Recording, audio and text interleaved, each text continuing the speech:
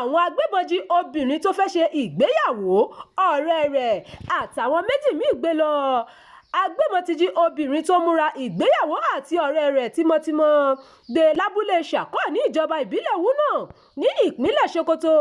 Ilé-iṣẹ́ ìròyìn Jígí Alára jábọ̀ pé nǹkan bíi aago kan ààbọ̀ òru ni àwọn agbésùnmọ̀mí náà ya bo abúlé ọ̀hún tí wọ́n sì gbé ìyàwó, ọ̀rẹ́ ìyàwó àtàwọn mẹ́jọ míì gbé lọ níbẹ̀. Gbogbo àwọn tí ọ̀rọ̀ náà kàn ló jẹ́ obìnrin, àyàfi ọkùnrin kan tó farapa lásìkò ìkọlù náà tó sì ti ń gba ìtọ́jú lọ́wọ́ báyìí.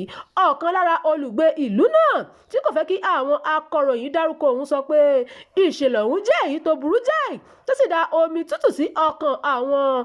Ó ní àárọ̀ ní ọjọ́ Ajé ló yẹ kí obìnrin náà ṣe ìgbéyàwó kí wọ́n tó gbé òun àti ọ̀rọ̀ rẹ̀ lọ.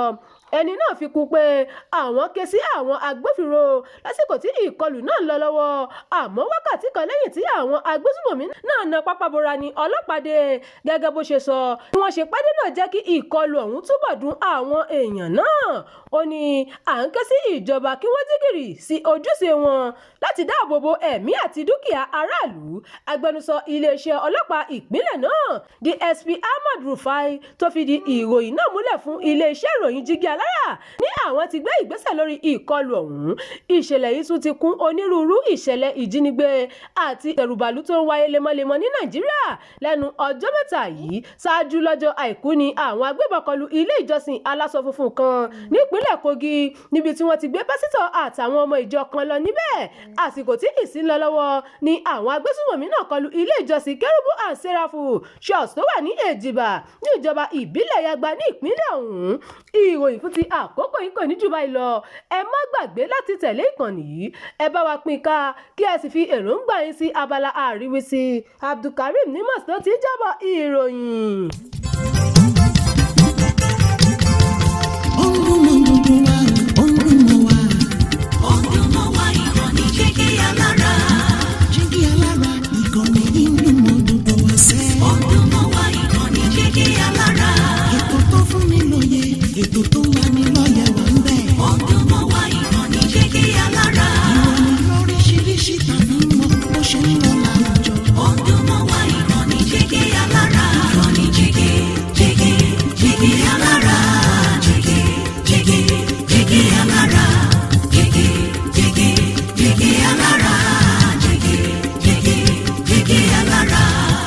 Ìkànnì Jígí Alára 16, bàbá gbogbo.